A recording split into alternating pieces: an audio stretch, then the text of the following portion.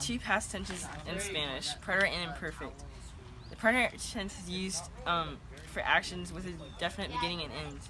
On the other hand, the imperfect tense is used for actions that do not have a definite beginning or end.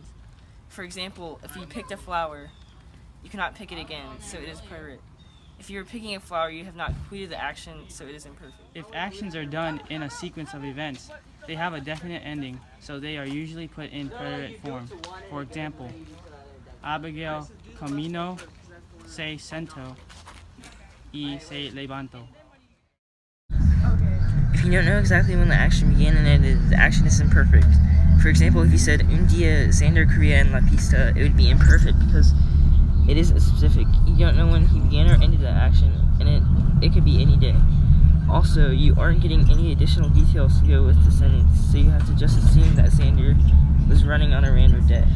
It translates to English as was running because usually the imperfect can be said in English by adding an ing to the verb placed after a be verb.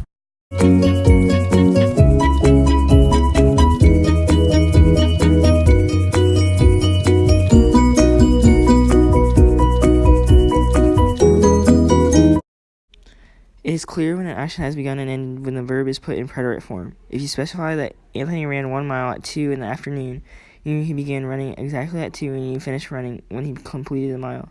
So you know that this action has a definite beginning and end, which means it is preterite.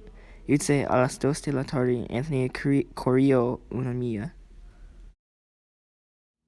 If you are comparing preterite and imperfect on a timeline, this would be preterite, because you know exactly when the action began and you know it has ended. It's a definite action. This would be imperfect because you're not sure when the action began or ended and the action is indefinite. In the past tense, use the preterite for actions that have a definite beginning and end and are specific.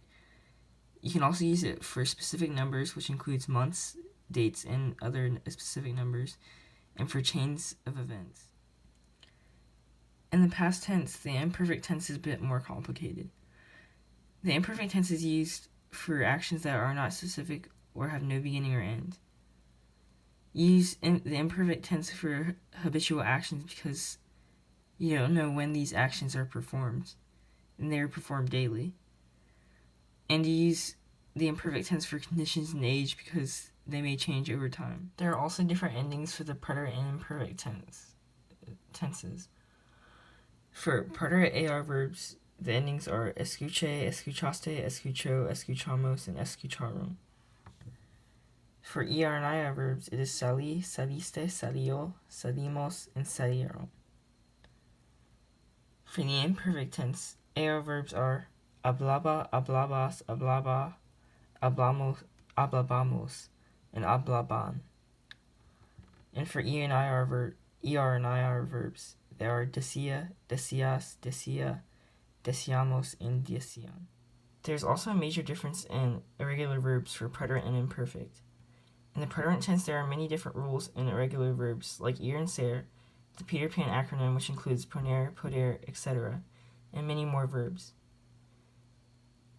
In the imperfect tense, there are only 3 regular verbs, ir, ser, and ver.